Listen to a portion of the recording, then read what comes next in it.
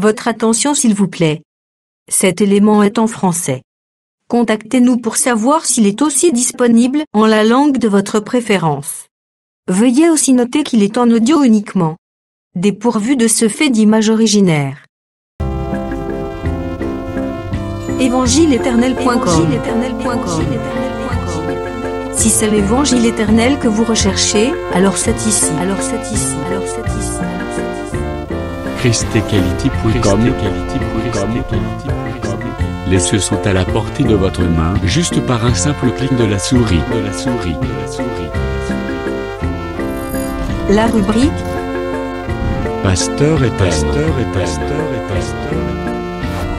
vous présente aujourd'hui l'homme de Dieu, le bien-aimé, l'apôtre Blanchard Ingela, ministre de l'Évangile éternel. Recherchez-vous les enseignements de l'apôtre Blanchard Ingela? Allez sur ChristEquality.com ou sur evangileeternel.com/blancharengala.html. Les enseignements sont disponibles en texte, audio et vidéo. Surtout, ne partez point sans souscrire à l'une de nos chaînes YouTube qui correspond à votre version linguistique. Souscrivez s'il vous plaît. Bonne édification au nom de notre commun Seigneur et Dieu Jésus-Christ. Amen. Du fond de mon cœur, je vous dis que la paix, la grâce, la miséricorde, l'amour, l'assistance et la lumière du Saint-Esprit soient votre partage dans le nom puissant et glorieux de notre Seigneur et Maître Jésus, le seul Christ éternel. Campagne de sensibilisation. Sans plus tarder, prenons les Saintes Écritures. Je prends Cantique des Cantiques, chapitre 2. Je lis le verset 2. Cantique des Cantiques, chapitre 2, le verset 2. Comme un lys au milieu des épines, tel est mon bien-aimé parmi les jeunes filles. À ceci, je vais ajouter un autre passage des Écritures. Je prends ce qui est écrit dans les livres des Nombres. Je prends Nombres, chapitre 33, le verset 55.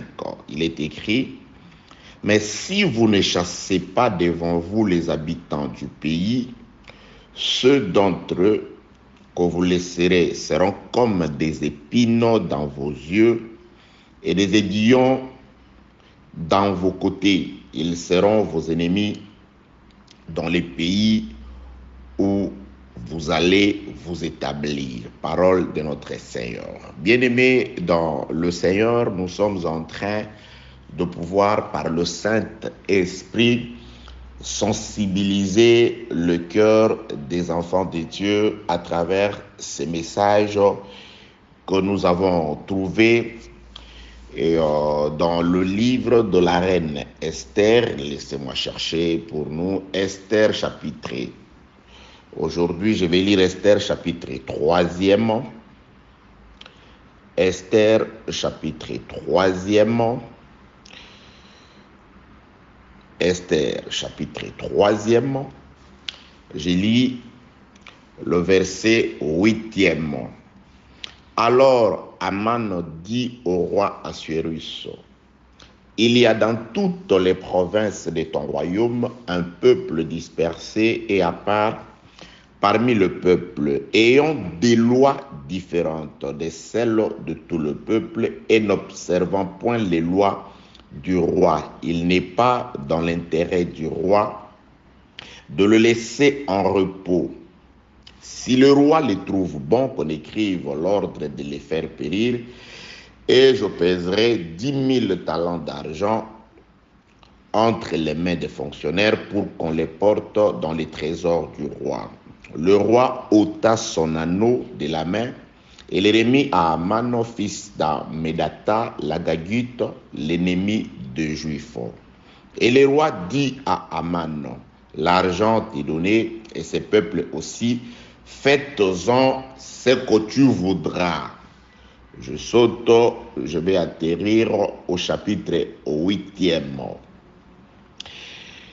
Esther, chapitre 8e, je commence la lecture au 5e verset. Et le roi, plutôt elle dit alors, si le roi le trouve bon et si j'ai trouvé grâce devant lui, si la chose paraît convenable au roi et si je suis agréable à ses yeux, qu'on écrive pour révoquer les lettres conçues par Aman, fils d'Ammédatha, l'Agagite, et écrites par lui dans le but de faire périr les Juifs qui sont dans toutes les provinces du roi.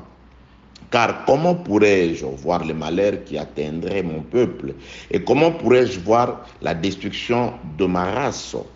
Le roi Assuérus dit à la reine Esther et aux Juifs Mardochée, voici, j'ai donné à Esther la maison d'Aman, et il a été pendu au bois pour avoir étendu la main contre les Juifs.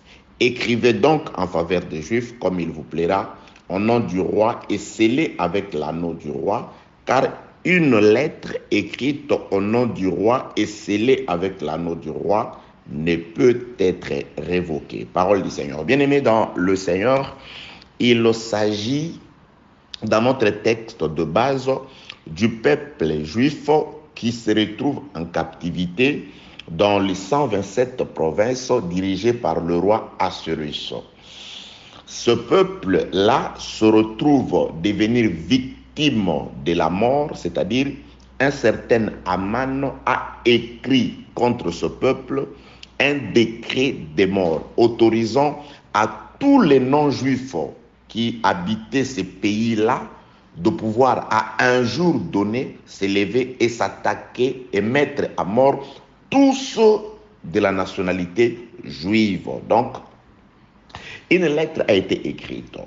Nous partons voir la raison qui a poussé Aman à écrire une telle lettre pour l'extermination de Juifs. La cause est définie dans le livre d'Esther, chapitre 3e, à partir du premier verset. De là, Aman était élevé et tout le monde s'agenouillait devant lui, sauf un certain Mardochée qui était portier dans le palais royal. Mardochée, par obéissance à la parole de Dieu, il refusait de pouvoir s'agenouiller devant un homme, car selon la loi de Dieu, il ne pouvait qu'adorer Dieu, il ne pouvait s'agenouiller que devant Dieu. S'attachant, s'accrochant à la parole de Dieu, Mardochée a refusé de pouvoir s'agenouiller devant Aman.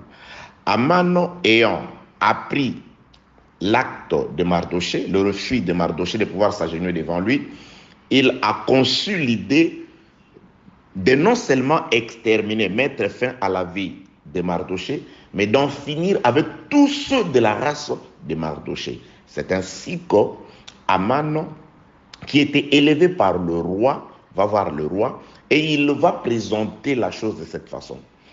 Ô roi, il y a dans toutes tes provinces un peuple qui a des lois différentes et des mœurs différentes.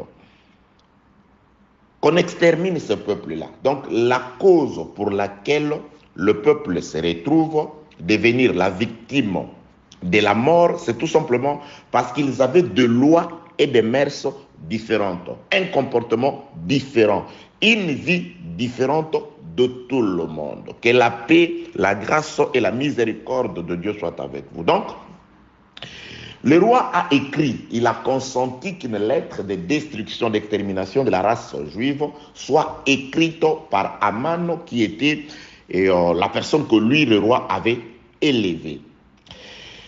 Là, nous sommes au 3e chapitre, chapitre 4, 5, 6 et 7. Il se sont passés beaucoup d'événements et qui ont fait que le roi s'est rendu compte que Aman, celui qui avait écrit ce décret de mort, était en fait un méchant. Le roi a ordonné que Aman soit mis à mort.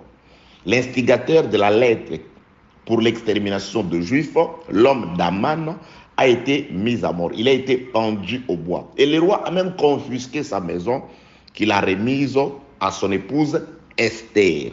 Donc, Aman, l'instigateur de la lettre des morts pour les Juifs, a été mis à mort. Et après, dans le chapitre 8, Esther s'est présentée devant le roi. Car bien que Aman, celui qui a eu cette idée de pouvoir écrire cette lettre, a été mis à mort, mais la lettre, le décret, le contenu de la lettre était toujours à l'ordre du jour. C'est-à-dire, le roi n'avait pas encore annulé ce qui avait été écrit dans la lettre. C'est alors que la reine Esther, sur ordre ou la demande de Mardochée, s'est présentée devant le roi. Elle a fait cette intercession au roi. Ô roi, vous êtes conscient que Aman qui a écrit cette lettre était un méchant et que les Juifs destinés à la mort dans la lettre d'Aman sont innocents. S'il vous plaît, roi, écrit qu'on annule ce décret de mort qui a été écrit par Aman le méchant que vous avez exécuté, que vous avez condamné à mort. C'est alors que le roi va répondre à la sœur, à la reine Esther ainsi qu'à son oncle Mardochée.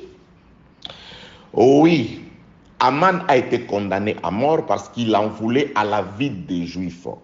Mais cette lettre-là, comme elle a été écrite au nom du roi et elle porte les sceaux royaux, cette lettre ne peut pas être révoquée. C'est pourquoi dans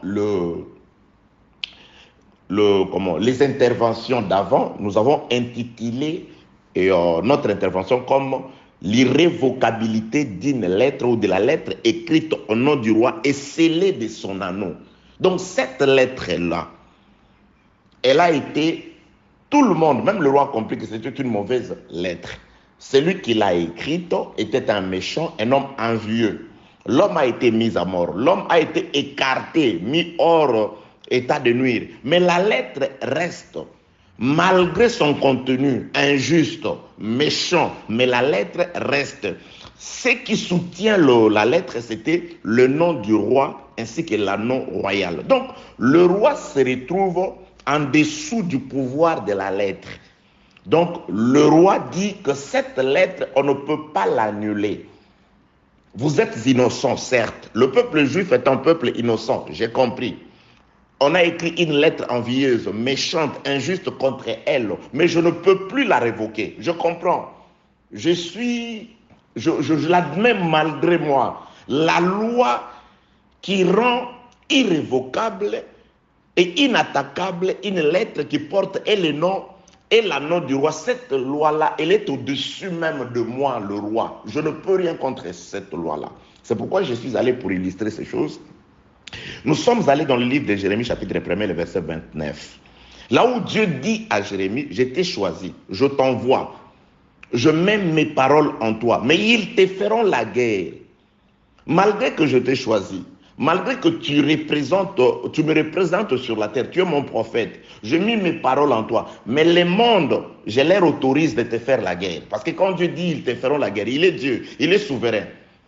Qui dirait qu'une chose arrive si l'Éternel Dieu ne l'ordonne? Donc Dieu, dans sa souveraineté, il a choisi que Jérémie, qui le représentait sur terre, qui avait ses paroles, qui était son serviteur, qui était fidèle, qu'on lui fasse la guerre. Dieu dit à Jérémie, malgré tout le privilège que je t'ai donné, malgré toute la connaissance et la crainte de Dieu que je mis en toi, mon sceau qui est sur toi, les gens, le monde te fera la guerre. Les gens du dehors te feront la guerre. Donc, Israël se retrouve devenir sujet à la mort. Un jour a été arrêté pour qu'on leur fasse la guerre, tout simplement parce qu'ils ont de mœurs et des lois différentes. Nous venons de lire dans le livre des Cantiques, chapitre 2, le verset 2. Là, l'homme présente sa femme. Il dit, tu es comme une fleur de lys, ce qu'on appelle un lys de la vallée, mais au milieu d'épines, au milieu des épines.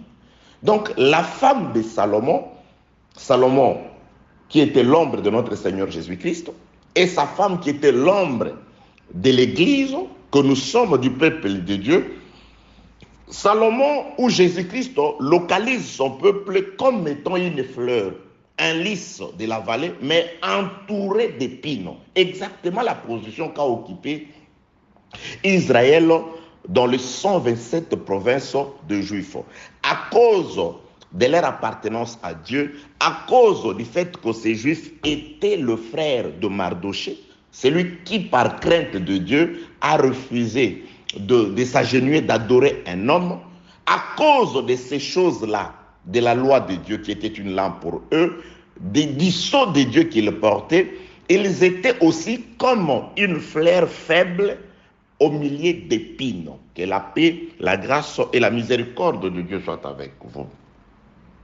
Bien-aimés dans les Seigneurs, Dieu dit à Jérémie, tu es aussi comme un lys de la vallée, c'est-à-dire mon prophète, mon serviteur, mais ils te feront la guerre. C'est pourquoi les psalmistes chantent, les psaumes connus de plusieurs, il dit, le malheur atteint souvent le juste. C'est-à-dire le juste, c'est comme un lys, bien-aimé dans les Seigneurs. Le juste, c'est comme une fleur, mais entourée d'épines. C'est des épines tout autour du juste. C'est des épines, c'est des méchants tout autour de Jérémie. Dieu, en voyant Jérémie, il dit, oui, ils vont te faire la guerre. Ils vont t'attaquer, ils vont t'offenser, ils vont t'arrêter. C'est pourquoi j'ai toujours dit, Jésus-Christ, lorsqu'il avertit ses disciples, il dit, vous savez la raison pour laquelle je vous dis ces choses, c'est parce que lorsqu'elles arriveront, que vous sachiez, que vous reconnaissiez que je vous avais déjà averti. Bien-aimés, nous vous sensibilisons, nous vous appelons à comprendre que les attaques viendront. Les gens vont vous haïr. Et ne vous posez pas la question, je suis juste, je suis innocent. Reconnaissez qu'il doit vous faire la guerre. Parce que Dieu a partagé les rôles. Les méchants, ils agissent selon leur méchanceté. Oui, Jésus-Christ l'a dit quelque part. Il dit, tout homme bon, il tire de bonnes choses de son bon trésor. Bien aimé, pour celui qui est bon, il a un trésor dans lequel ne se trouvent que de bonnes choses. Et Jésus-Christ poursuit, il dit, tout homme méchant, il ne peut que tirer de mauvaises choses de son mauvais trésor.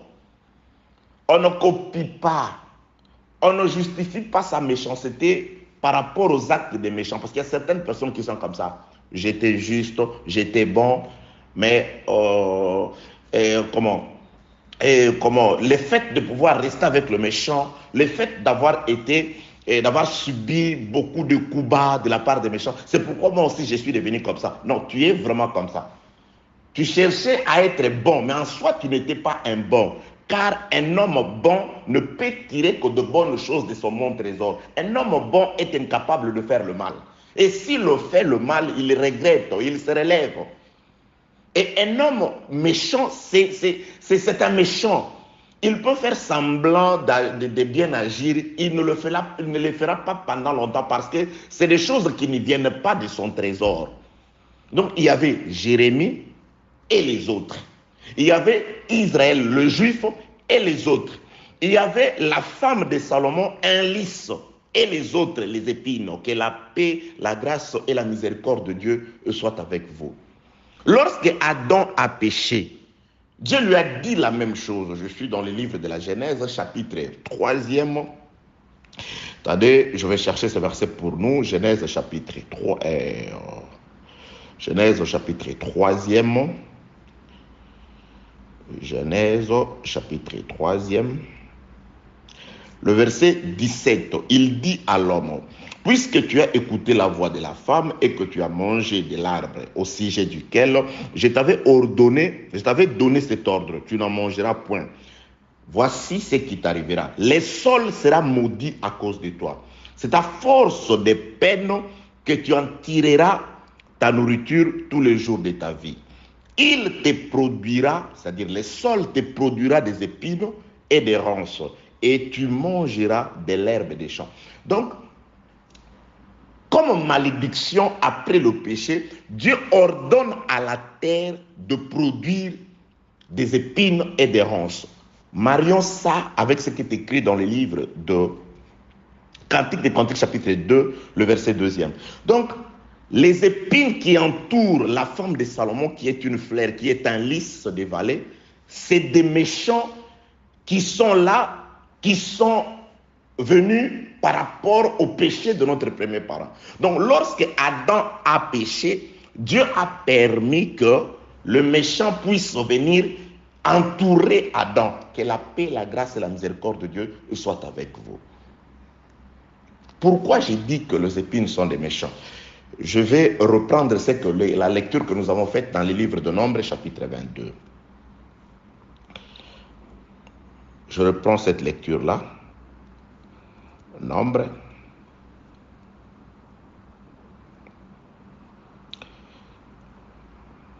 Nombre, chapitre 33 plutôt. Le verset 55.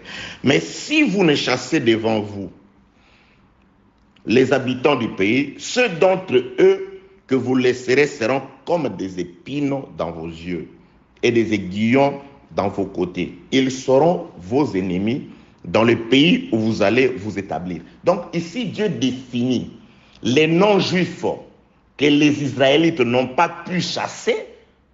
Ces juifs-là, Dieu le définit comme étant des épines. C'est-à-dire ces nations qui ont entouré Israël. Dieu dit qu'ils représentent des épines. Donc les Philistins, les Amalécites, les Amoréens, les Babyloniens, c'était comme des épines. C'est-à-dire Israël était comme un lys, et ces nations-là, tous les ennemis d'Israël, Dieu dit que c'était des épines. Et nous comprenons que c'est à cause du péché d'Adam que le méchant a eu les déçus sur les enfants de Dieu. Que la paix, la grâce et la miséricorde de Dieu soient avec vous. C'est pourquoi j'irai nous dire ceci. Lorsque Adam a péché, Dieu a permis que la terre puisse produire les épines, c'est-à-dire que le méchant puisse s'élever. Et les sacerdoces de Moïse, vous allez lire que le peuple d'Israël, qui représente les premiers sacerdoces, la loi de Moïse, avec le peuple d'Israël, le peuple n'a pas été capable d'en finir avec les épines. C'est-à-dire les épines qui ont cru, les épines qui ont été portées, la malédiction, la méchanceté, le mal qui est venu sur la terre par rapport au péché d'Adam. Lorsque Moïse est venu avec son sacerdoce, Moïse n'a pas pu exterminer le mal. C'est pourquoi Dieu dit ici, les habitants de pays des alentours qui sont vos ennemis, que vous n'avez pas pu chasser, seront comme des épines, malgré la présence de la loi, malgré la présence du sacerdoce de Moïse. Le mal n'a pas été vaincu, la malédiction n'a pas été vaincue, la méchanceté n'a pas été vaincue. Raison pour laquelle, lorsque Jésus-Christ, qui correspond à la seconde lettre, quand il viendra, et Jean dit que parmi les choses qui ont été faites au Seigneur Jésus-Christ, on lui a fait porter une couronne faite d'épines. C'est là où nous comprenons que le mal, la malédiction qui a commencé depuis le péché d'Adam, que la loi de Moïse n'a pas pu achever, finir cette malédiction, Jésus-Christ, il a enlevé ça et il a porté sur lui. Le châtiment qui nous accorde la paix est tombé sur le Seigneur Jésus-Christ. Donc, à la croix, normalement, spirituellement, le lys de la vallée a été délivré des épines qui étaient tout autour de lui. Spirituellement, aujourd'hui, nous sommes vainqueurs de la malédiction. Spirituellement, aujourd'hui, nous sommes plus que vainqueurs par celui qui nous a aimés. Celui qui nous a aimés, c'est le Seigneur Jésus-Christ qui a accepté de pouvoir porter ce qui était la malédiction, notre malédiction. C'est le Seigneur Jésus-Christ qui a combattu et il a vaincu les ennemis, ceux qui avaient le dessus sur nous, ceux qui dominaient sur nous, ceux qui nous accablaient et nous faisaient souffrir. Jésus-Christ les a triomphés à la croix du Calvaire. Que la paix, la grâce et la miséricorde de Dieu soient avec vous. Je suis allé là-bas pour nous faire comprendre quelque chose. Israël, ou les Juifs du temps de Mardoché, la raison pour laquelle ils se retrouvent victimes d'une lettre de leur extermination, c'est tout simplement parce qu'ils sont un lys. C'est parce qu'ils ont la loi de Dieu. Ils ont la parole de Dieu. Alors, tous les restes des nations représentent des épines. Les épines qui doivent les attaquer. Attendez, il y a un passage des Écritures qui me vient à l'esprit. Je prends, c'est encore Exode combien? Je crois Exode chapitre 22. Exode chapitre 22, laissez-moi chercher. Exode chapitre 22, oui, j'ai trouvé le verset. Exode chapitre 22, voilà, le verset 6e. Si un feu éclate et rencontre des épines, et que du blé en gerbe sur pied, ou bien les champs soient consumés, celui qui a causé l'incendie sera tenu à un dédommagement. Je nous explique ce qui se passe. Je reprends, je récapitule. Lorsque Adam a péché, Dieu a permis que la terre qui devait produire normalement du bon fruit pour Adam, que cette terre-là, dans sa malédiction, puisse produire des ronces et des épines. Donc, les épines que Dieu définit dans le livre de Nombre, chapitre 33, comme étant des ennemis, ont été manifestés, ont eu les dessus sur l'homme depuis le péché d'Adam. Les épines, c'est les méchants. C'est pourquoi l'homme, Salomon, parle de sa femme, positionne sa femme comme étant un lys, comme étant une descendante d'Adam. Il confirme la malédiction de Genèse chapitre 3. Il dit, ma femme à moi, c'est un lys, c'est une fleur douce, jolie, beau, parfumée, mais au milieu d'épines. C'est pourquoi je suis allé nous dire ceci. Moïse, quand il est venu avec son peuple, même après sa mort, sous l'instigation de Josué, qui ne travaillait qu'avec la loi de Moïse, dans ces sacerdoces-là, ils n'ont pas pu terminer avec la malédiction, parce que les épines étaient sujets, étaient produits par la malédiction de la terre. C'est pourquoi la Bible déclare que le peuple d'Israël a combattu les épines, mais ils n'ont pas pu en finir avec toutes les épines. Ils ont laissé quelques-unes des épines. C'est pourquoi nous confirmons ce que dit le frère Paul, que la loi a été incapable d'en finir avec la malédiction. Donc ces gens-là sont restés et ils ont continué à étouffer le peuple d'Israël. Ils ont continué à amener captif le peuple d'Israël. C'était des épines.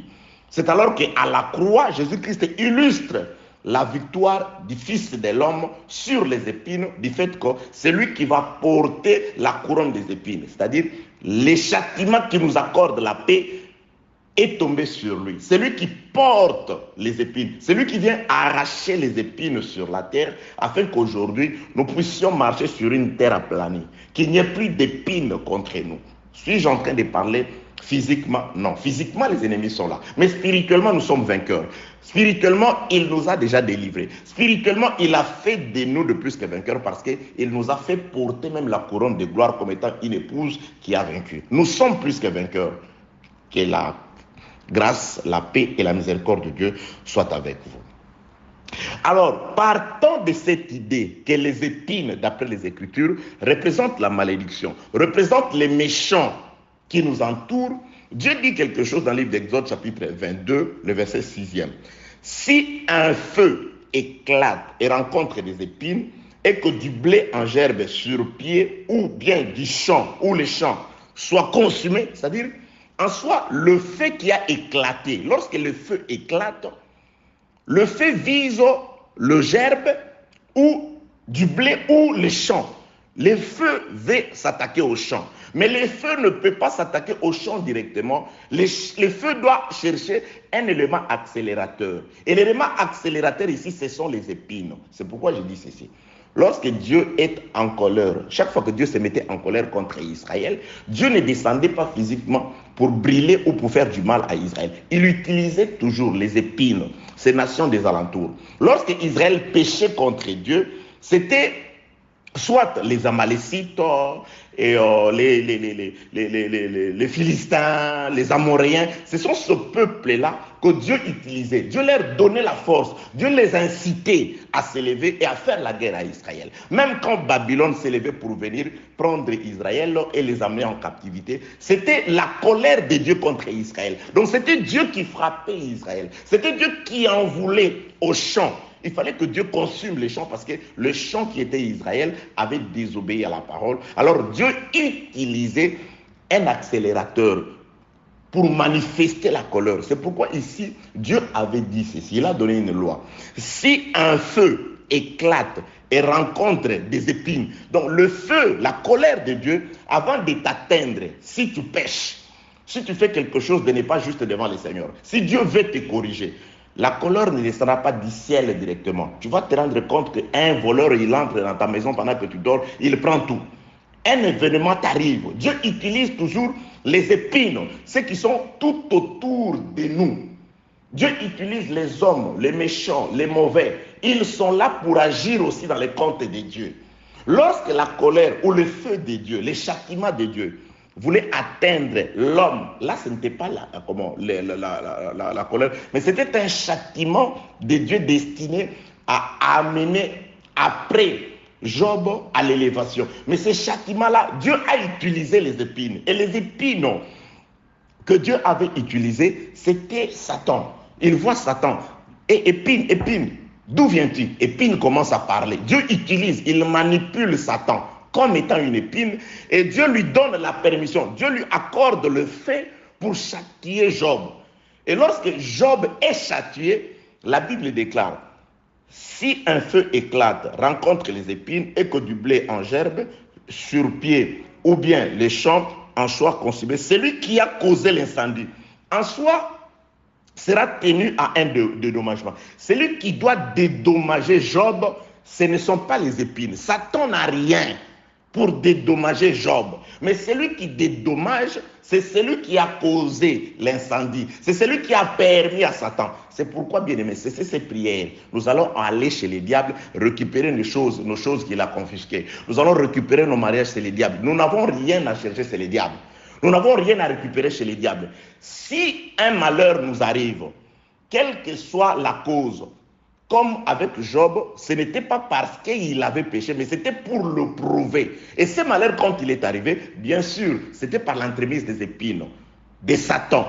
Mais celui qui va dédommager Job, ce n'est pas le diable, mais c'est celui qui a causé le feu. C'est ainsi que c'est écrit dans le livre d'Exode, chapitre 22, le verset 6. Je réexplique d'une autre façon.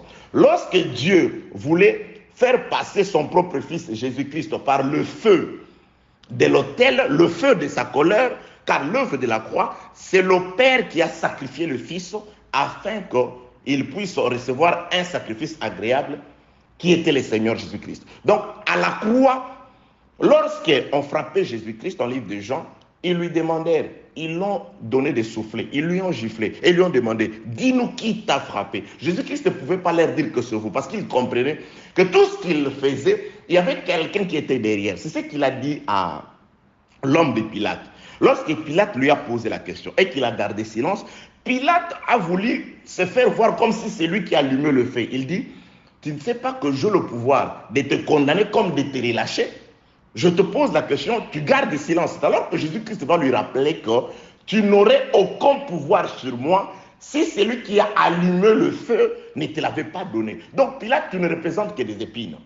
Donc celui qui a allumé le feu, c'est pourquoi l'œuvre de la mort de Jésus-Christ, c'était le feu de Dieu. Mais ce feu-là, il fallait que ça passe d'abord par les épines. Parce que c'est écrit comme ça: si un feu éclate et rencontre les épines, et que du blé en gerbe sur pied ou bien les champs soient consumés, c'est lui qui a causé l'incendie. C'est pourquoi Jésus-Christ, c'était la volonté de Dieu. C'était Dieu qui a mis dans le cœur des gens de pouvoir le vendre. Jésus-Christ lui-même, lorsqu'il a pris le pain, il l'a trempé, il l'a donné à Judas. Il lui a dit: ce que tu as à faire, fais-le. Vous voyez? Donc c'est lui-même le feu qui permet à l'épine de pouvoir commencer le processus de sa consommation. C'est Jésus-Christ qui dit à Judas: va. Ceux qui étaient là n'ont même pas compris. Pourquoi? Qu'est-ce qu'il lui disait? Il croyait qu'il lui a demandé d'aller donner quelque chose aux pauvres ou d'aller acheter le pain. Que la paix, la grâce et la miséricorde de Dieu soient avec vous.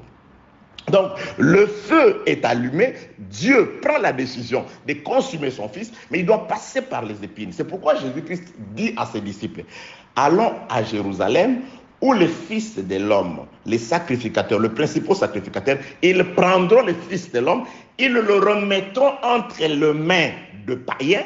Le païen les battront des verges, ils les mettront à mort, mais au troisième jour, il sera dédommagé par qui? Par celui qui avait permis que ces choses arrivent.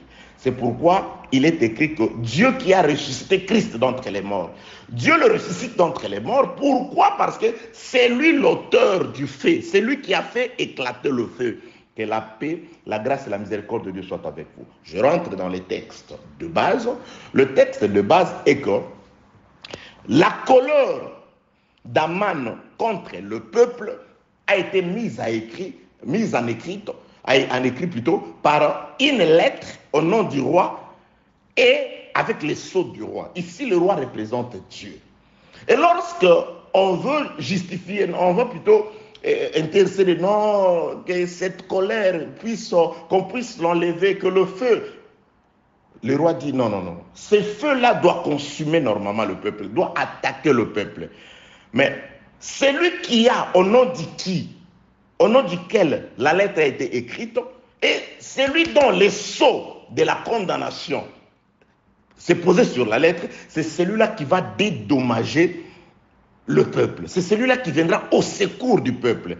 Donc le même roi qui a autorisé que les Juifs soient attaqués, que les Juifs, qu'on leur fasse la guerre, qu'on les extermine à travers la lettre qui porte son nom et son sceau, c'est le même roi qui va descendre pour défendre les Juifs sous forme d'une seconde lettre. C'est pourquoi le roi dira, écrivez donc une seconde lettre, et cette seconde lettre-là, c'est elle qui viendra afin de pouvoir protéger, donner la victoire à ces peuples pour qui la première lettre a été écrite. Que la paix, la grâce et la miséricorde de Dieu soient avec vous. Je donne encore un autre passage d'écriture, celui-là, c'est dans le livre de Juges, chapitre 3e. Là, je suis très certain. Juges, chapitre 3e. Voici les nations que l'Éternel laissa pour éprouver par elles Israël. Tous ceux qui n'avaient pas connu toutes les guerres de Canaan. Il voulait que les générations des enfants d'Israël connussent et apprissent la guerre. Ceux qui ne l'avaient pas connue avant.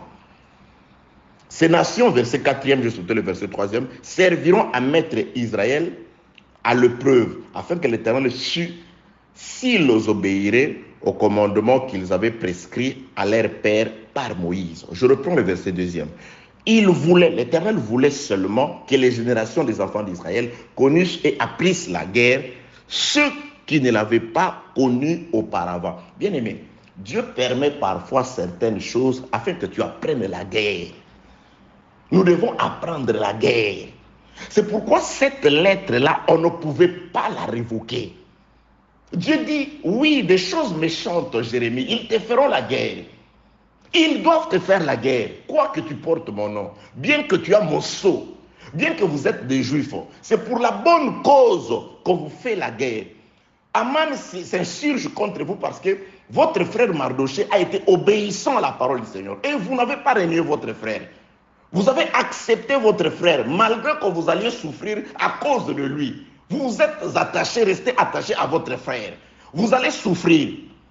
Et le roi dit, je suis incapable. À la croix, le malin a été vaincu. À la croix, le diable a été vaincu, anéanti. Mais néanmoins, les effets, les démons, les envoûtements, les maladies, toutes ces choses sont là. Et ici, Dieu dit, il a permis que les épines ne soient pas toutes ôtées, que les nations ne soient pas toutes chassées, afin que vous appreniez la guerre. Bien, mais vous devez combattre. Toi, tu crois que pendant que tu dors, qu'est-ce qui se passe? La Bible déclare, Jésus-Christ dit quelque chose. Un homme bon a sémé, il a envoyé ses serviteurs s'aimer de la bonne semence dans son champ. La nuit, pendant que les gens dormaient, bien aimé, la mauvaise semence dans ta vie, les mauvaises choses, les envoûtements, c'est pendant que tu dors. Et là, je ne parle pas du sommeil naturel. Quelqu'un qui craint Dieu, quelqu'un qui vit dans la prière, quelqu'un qui vit selon la parole du Seigneur. Quand il dort, il ne dort pas, il veille. D'ailleurs, Dieu veille sur lui. Mais le sommeil qui permet au diable de venir implanter ou planter de la mauvaise sémence, des mauvaises choses dans ta vie, c'est un sommeil spirituel. C'est quand tu deviens faible en prière. C'est quand tu deviens distrait et déconcentré. C'est là que l'ennemi en profite pour te détruire. C'est là que l'ennemi en profite pour te faire du mal, bien-aimé dans le Seigneur. Que la paix, la grâce et la miséricorde de Dieu soient avec vous. Donc ici, Dieu dit, noir sur blanc, qu'il voulait seulement que les générations des enfants d'Israël connaissent et apprissent la guerre, ce qu'ils n'avaient pas connu auparavant. Jésus-Christ a combattu, il a vaincu, certes, mais nous aussi, nous devons apprendre la guerre, nous devons être des guerriers. C'est pourquoi cette loi-là, le roi dit, je reconnais que c'est une mauvaise loi, elle est injuste, mais je ne peux pas l'annuler. Les épines doivent prendre le feu. Alors vous devez apprendre la guerre. Alors pour apprendre la guerre, c'est pourquoi le roi écrit une seconde lettre. Et la seconde lettre du roi demande au peuple de se rassembler afin de se défendre.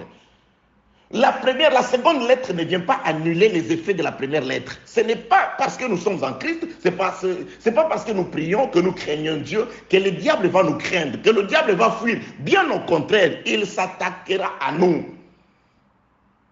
Éphésiens chapitre 6e, un verset connu de plusieurs.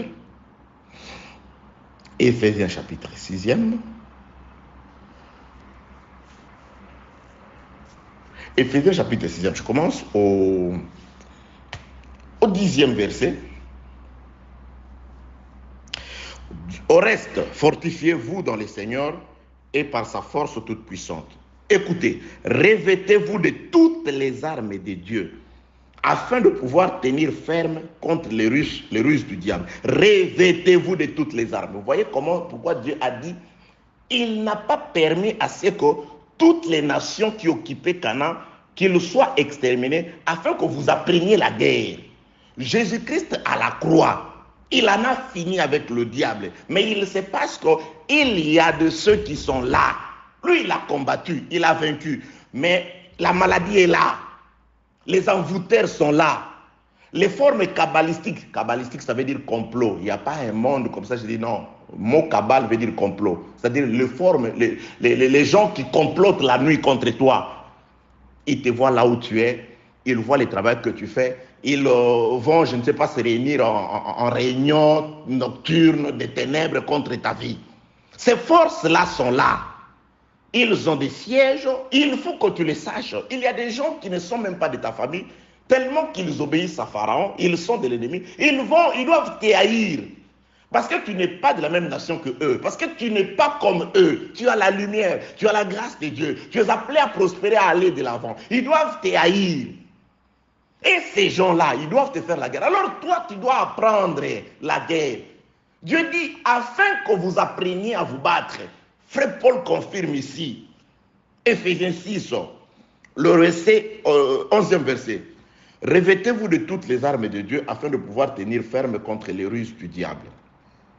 Car nous n'avons pas à lutter contre la chair et le sang, mais contre les dominations, contre les autorités, contre les princes de ce monde des ténèbres, contre les esprits méchants dans les lieux célestes. Le verset 13 que j'aime beaucoup, c'est pourquoi prenez toutes les armes de Dieu afin de pouvoir résister dans les mauvais jours et tenir ferme après avoir tout surmonté.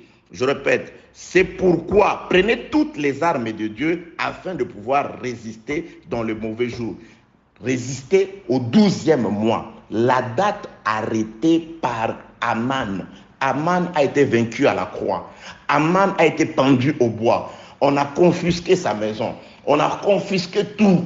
Mais les effets de sa lettre, ces démons, ceux qui obéissent à sa lettre, ils s'attaqueront à vous.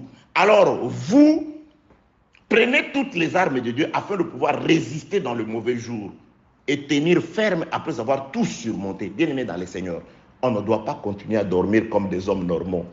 On ne doit pas continuer à se comporter comme les hommes normaux. Celui qui a le Saint-Esprit, celui qui a la marque de Dieu, il doit reconnaître que le malheur atteint souvent le juste. Et l'Éternel l'en délivre à travers la seconde lettre.